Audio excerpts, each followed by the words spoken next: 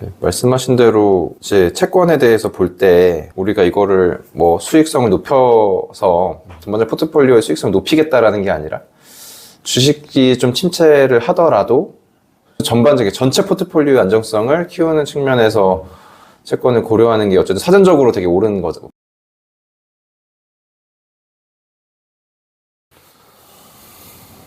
제프, 지난번에 채권 투자 설명드리니까 어떤 게 투자하냐라고 물어보시잖아요. 그래서 오늘은 채권 ETF를 하나 가져와 봤거든요. 그러니까 이거를 뭐 제가 항상 말씀드리지만 추천드린다, 사라, 이게 너무 좋다, 이게 아니라 그냥 이런 상품이 있고 이런 거를 볼 때 뭘 보면 좋고 그리고 있으니까 또 다른 것도 찾아봐라 라는 의미로 이해해 주시면 좋을 것 같아요. 그러면은 제가 투자 설명서를 드렸는데 오늘은 미래에셋 타이거 미국채 30년 스트립 액티브 증권 상장지수 투자 신탁 이거를 가져와 봤거든요. 딱 열어보니까 제일 먼저 보이는 건 뭐예요, 제품? 높은 위험 이렇게 딱 높은 보이네요. 위험이죠. 그러니까 이제 뭔가 하나씩 보이시나요? 예전보다는 분명히 읽는 게 편해지긴 했는데 네. 여전히 이름이 미래에셋 타이거 미국채 30년 스트립 액티브 근데 여기 되게 중요한 이게 빠지면 안 되는 말들이기는 한 것 같은데 너무 그렇죠. 기네요. 이름이. 근데 이제 제가 그때 막 설명드렸던 거 보고 나니까 이름만 봐도 대충 의미가 오지 않으세요? 그렇죠. 네. 이제 미래에셋 타이거. 그러니까 타이거가 미래에셋이라는 회사에서 만든 뭐 ETF에 타이거가 꼭 붙는 거고, 그 다음에 미국채 30년. 미국 국채 30년짜리에다가 넣는다라는 의미일 거고, 그 다음에 스트립이라고 했는데, 이거는 조금 독특한 개념이거든요. 그래서 이건 이따가 간단하게 설명을 드릴 거고, 액티브라고 붙어 있으니까, 지난번에 제가 설명드렸던 S&P 500은 패시브라고 했잖아요. 그러니까 그거의 반대 개념이겠죠? 네. 그러니까 좀 더 적극적으로 샀다 팔았다를 하는 그런 ETF다라고 이해를 해주시면 되고, 그 다음에 이제 증권 상장 지수 투자 신탁. 그러니까 이건 이제 ETF를 의미하는 거고, 그 다음에 이제 뭐 채권으로 구성이 되고, 파생형이고, 그리고 합성이고 H다. 그러니까 H에 붙었다라고 하면 제가 그 말 했잖아요. 해칭을 한다. 그러니까 환노출을 하지 않고 해칭을 한다라고 이해를 해주시면 되고, 그거에 맞게 투자 설명서가 작성이 되어 있는지를 한번 확인해 보시면 되겠죠. 네. 그러면은 내려가면서 그때 제가 꼭 보셔야 된다라고 말씀드렸던 거 한번 어떤 거였는지 첫 번째 거를 한번 알려주실 수 있을까요?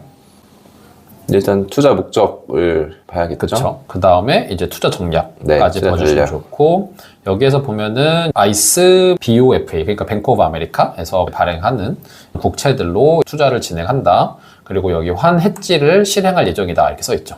네. 네. 그렇기 때문에 이거는 환 해지를 하는 국제 투자하는 상품이다라고 이해를 해주시면 될 것 같아요.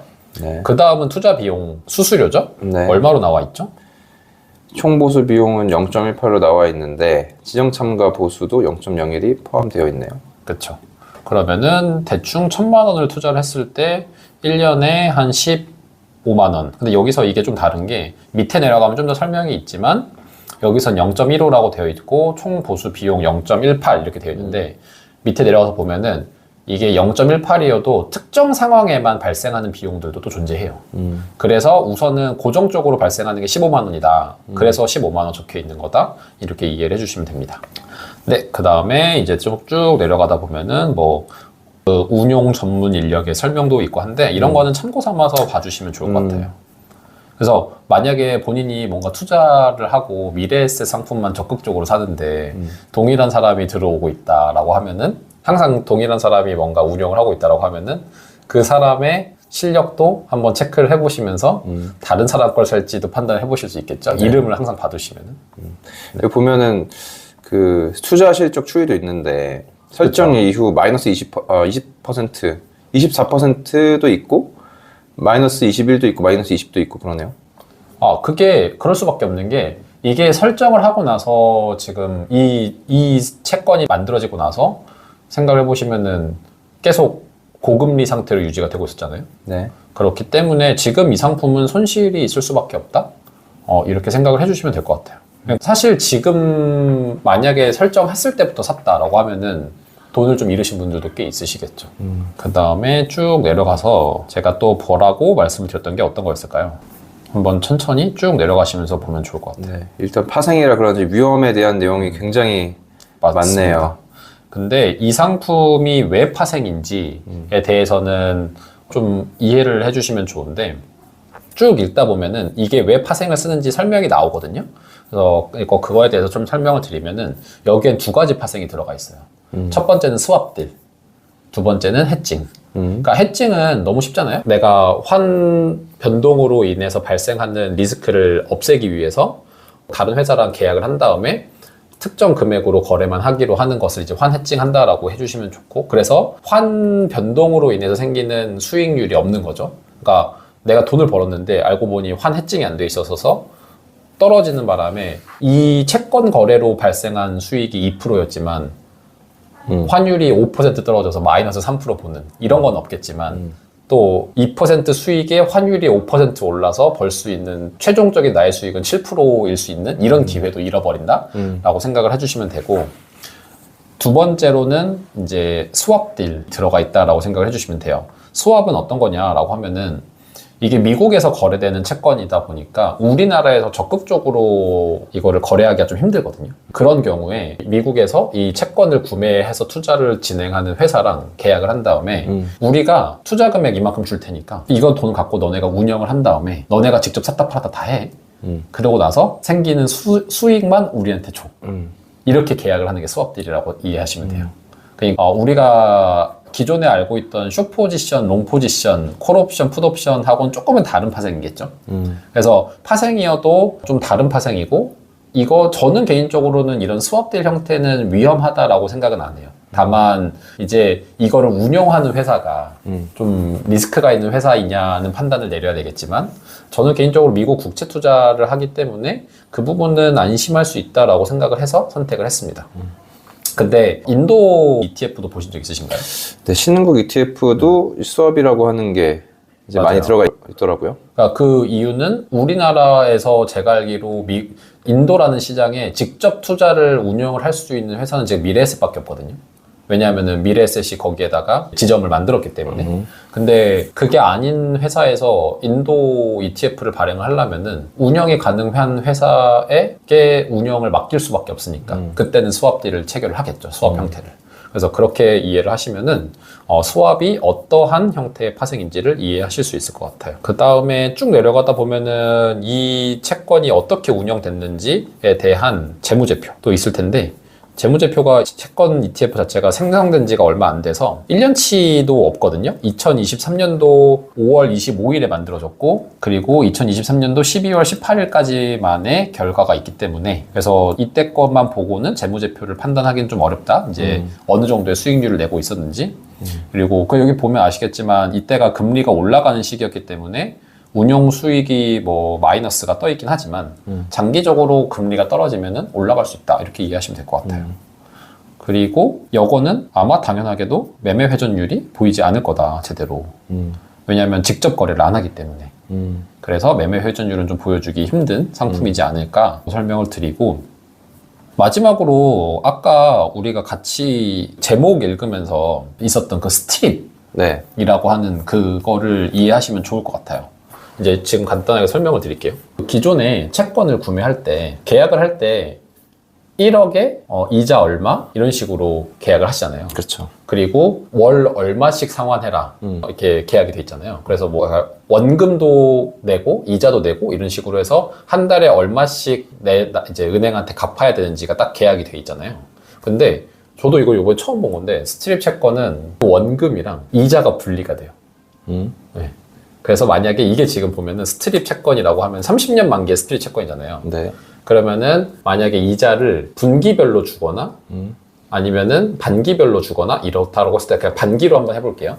그러면은 30년짜리 국채가 분기마다 이자를 주고 원금을 마지막에 받는 것까지 있는 거잖아요. 네. 그러면은 채권이 총 1년에 2개씩 이자를 2번 받으니까 30년이면은 총 60번을 이자를 받겠죠. 네. 60번을 받는 이자와 원금을 받는 채권을 해서 총 61개의 채권이 발행이 된다라고 이해를 하시면 돼요. 그러니까 원래는 이게 하나로 뭉뚱그려져서 하나로 발행이 되잖아요. 네. 근데 이거는 분할이 되어 있는 거예요, 다. 이자 받을 거 하나, 그리고 원금 받을 것까지 하나. 그렇게 했을 때 혹시 뭐 드는 생각 있으신가요? 일단 돈을 이자를 계속 받을 수 있다? 있지 않을까요? 그렇죠. 그러니까 이자를 계속 받을 수 있다. 그리고 우리가 채권 투자를 어떻게 하는지를 한번 이해해 보시면 좋아요. 내가 이자 만기에 이자 받을 권리를 샀다 팔았다 하는 거잖아요.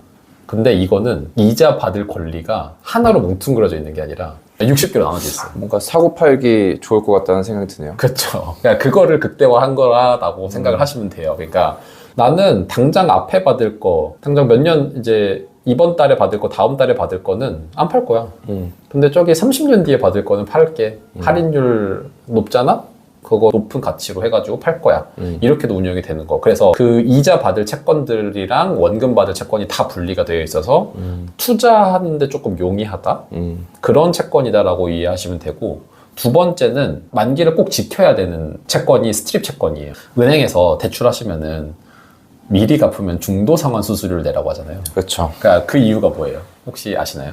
중도 상환하면 은행이 앞으로 미래에 벌어들일 수익을 포기해야 되니까. 그렇죠. 그거에 대한 보상을 네가 해라라는 거잖아요. 그렇죠. 그래서 기존 채권들도 똑같이 만약에 국가에서 했는데 뭐 재정 상황도 좋아지고 해서 미리 이거를 다 갚아버리는 경우가 있거든요.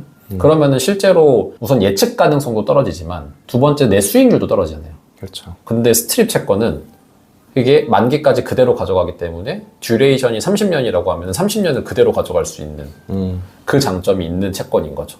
그러면서 동시에 나의 투자 예측성도 높일 수 있지만 수익률까지 높일 수 있다. 그래서 스트립 채권을 이제 발행을 하기도 하고 그래서 저는 좀 더 수익률을 높게 낼 수 있는 그런 상품이지 않을까 싶어서 이제 이걸 한번 선택을 해봤어요. 근데 다만 이게 아까 위에 나와 있듯이 조금 위험한 채권이기도 하고 그리고 파생도 껴있고 해칭도 껴있기 때문에 저는 개인적으로 이거를 채권을 이 ETF 자체를 제 포트폴리오에 많이 넣진 않았어요. 한 20% 정도 그 정도로 채워두었습니다. 위험성은 네. 뭐가 있을까요? 여기는 예를 들어서 뭐 환급성 사고 팔기도 좋고 만기도 보장되어 있는데 이렇게 스트립의 단점? 사실 제가 막 찾아보려고 했을 때 단점은 크진 않았어요. 별로 없었어요. 그러니까 왜냐면은 이게 국채이기 때문에 이게 위험하다라는 거는 많진 않은데 다만 변동성이 클 수가 있죠. 그러니까 생각을 해보세요. 이게 만기도 확정이 되어 있고 샀다 팔다도 좋지만 만약에 금리가 다시 오르는 추세로 가버리면은 그만큼 손실률도 커진다라는 거예요. 그러니까 30년이잖아요. 듀레이션 자체가. 그러니까 그때 1년이 아니라 만약 2년이 되고 3년이 되면은 할인율을 더 곱하기 때문에 그 상품의 가치가 더 높아질 수도 있고 더 떨어질 수도 있는 거거든요. 그러니까 그 1% 차이로. 근데 이건 30년짜리고 한데 금리가 0.5% 1%만 바뀌어도 이 채권이 가지고 있는 가치가 훨씬 더 오르락 내리락이 클 수 있거든요. 그래서 지금 보면은 지금 제가 들고 있어도 되게 재밌는 게 최근에 금리가 떨어질 거다라는 예측이 있었다가 생각보다 빨리 안 떨어질 것 같아 이러니까 좀 손실률이 막 올라가더라고요. 막 4% 5%까지. 근데 채권이 보통 그렇게까지 움직이지 않거든요. 그래서 그런 변동성인 측면에서는 조금 더 높을 수 있다. 그런 위험성은 있지만 저는 다만 금리가 떨어지는 시기에는 조금 더 나은 수익률을 내서 내 포트폴리오를 좀 더 탄탄하게 만들어줄 수 있지 않을까? 그러한 관점에서 이걸 투자했다라고 이해해 주시면 될 것 같아요. 제프는 보면서 이 채권을 사고 싶은 마음이 좀 생기시나요? 어떠시나요? 좀 솔깃한 부분도 있고 근데 또 환 해칭이 또 되어 있잖아요. 그렇죠. 근데 이제 달러 가치가 어떻게 될 것이냐라고 했을 때 달러의 가치가 점점 더 비싸질 거다 하면 저는 똑같은 금액을 투자했는데 환율이 올라서 얻을 수 있는 수익이 있지 않을까? 이런 생각도 있어서 근데 지금 환율이 굉장히 높은 상태이긴 하니까 그렇죠. 그래서 이거는 환율이 좀 낮았으면은 해칭을 굳이 해서 수수료까지 떠야 되나? 라는 생각이 들 수도 있을 것 같은데 그런 부분이 좀 예측 불가능한 부분이 많아진 것 같긴 해요. 맞아요. 변동성이 커지고 고려해야 될 것도 많아지니까 맞아요. 그런 측면에서는 어차피 저는 예측이 불가능하니까 어쨌든 이렇게 복잡해질수록 해석하기도 어려워지겠죠. 그쵸. 가격에 대해서. 그래서 그거는 감안을 해야 되지 않을까? 라는 생각이 드네요. 사실 해칭을 하는 상품들 중에서 제가 이걸 또 선택했던 이유는 그 부분이거든요. 해칭을 하는 상품 중에서 수수료가 좀 낮아요. 네. 그러니까 해칭을 하거나 하면 수수료가 꽤 높아지는데 그럼에도 불구하고 좀 저렴하게 나와 있어서 전 선택을 했고 어차피 이제 환율 같은 경우는 우리나라 금리와 미국의 금리 사이에서 결정이 되기 때문에 이게 지금 우리나라 금리랑 미국 금리가 차이가 크게 나 있거든요. 한 2% 이상. 그러다 보니까 이제 우리나라 돈의 가치가 떨어지게 된 건데 이 차이가 드라마틱하게 극복이 될까? 사실 저는 그거에 대해서 좀 의문이 있어서 그래서 지금 시기에서는 환을 사실 그러한 관점이면 환 해칭 안 하는 거를 선택하는 것도 답이긴 한데, 왜냐면은 큰 변화가 없을 거다라고 생각을 하면 그럼에도 불구하고 그냥 이 상품만큼은 해칭을 하는 게 낫지 않았을까? 왜냐면 갑자기 너무 차이가, 그러니까 미국이 경기 침체가 올 것 같아서 급격하게 스텝을 밟아버리면 또 우리나라 금리와 가까워질 수 있잖아요. 그런 측면에서 그냥 환 해칭한 상품을 골랐다라고 말씀드립니다. 또 혹시 궁금하신 점 있으신가요? 네, 말씀하신 대로 이제 채권에 대해서 볼 때 우리가 이거를 뭐 수익성을 높여서 전반적 포트폴리오의 수익성을 높이겠다라는 게 아니라 주식이 좀 침체를 하더라도 전반적인 전체 포트폴리오의 안정성을 키우는 측면에서 채권을 고려하는 게 어쨌든 사전적으로 되게 옳은 방향인 거잖아요. 맞아요. 그걸 일단 염두해야겠다는 생각이 들기는 해요. 왜냐하면 그런 생각을 안 하면 말씀하신 대로 이제 채권이라는 것도 여러 가지 파생을 통해서 금융상품으로의 매력도를 키워놓게 되면은 이게 마치 내가 수익을 위한 상품처럼도 느낄 수도 있잖아요. 그렇죠. 그래서 나의 자산의 포지셔닝을 명확하게 스스로 이제 투자자인 입장에서 정의를 해야겠다가 필요할 것 같습니다. 안 그러면 좀 헷갈릴 것 같아요. 내가 왜 이거 투자했지? 이런 생각도 들 수도 있고. 그러니까 포트폴리오를 짤 때 핵심적으로 조금 공격적인 주식 ETF라든지 내가 이걸로는 꼭 수익률을 내겠다라고 생각하는 상품, 그게 있는 반면에 이 주식이 떨어질 때 이게 떨어짐으로 인해서 발생한 손실률을 어느 정도 방어해서 내 심리적 마지노선, 안정감을 지키기 위한 걸로 채권 ETF를 선택하시는 게 좋겠다. 이런 식으로 말씀을 드리고, 그래서 채권 ETF 자체가 찾아보시면 레버리지도 있고 해요. 그런 상품은 굳이 선택하실 필요 없지 않을까? 그렇게 한번 코멘트도 드려보고 싶습니다. 그러니까 오르고 내릴 때 모두 다 수익을 내겠다, 그런 포트폴리오는 없지 않을까 싶어요. 네. 그래서 그러지 않기 위해서 포트폴리오라는 걸 하는 거잖아요. 그렇죠. 모두가 빨간색, 모두가 파란색이 아니라 적절하게 섞여 있는 게 계속 유지가 되는, 장기적으로 계속해서 유지가 되는 것들을 추구하는 거니까 그렇죠.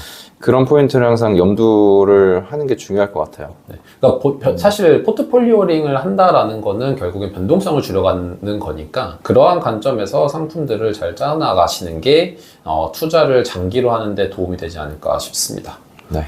네, 그러면은 또 다음에 좋은 ETF가 있으면 하나 또 들고 와서, 다음에는 제프가 투자해보고 싶은 ETF를 가져오시면은 제가 읽어드리는 형태로 진행을 해봐도 재밌을 것 같아요. 네, 알겠습니다. 네, 다음번에는 제프가 고른 ETF를 갖고 한번 읽어보는 시간을 가져보겠습니다. 네, 그럼 오늘 여기까지 하고 지우겠습니다. 제프였습니다.